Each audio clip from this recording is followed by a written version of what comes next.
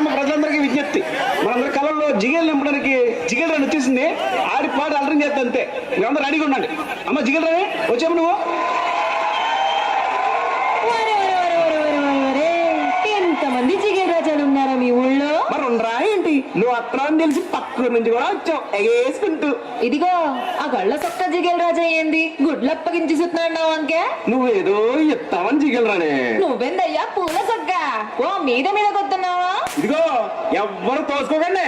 అందరి దగ్గరికి నేనే వస్తా, అందరు అడిగింది ఇచ్చే పోతా. అది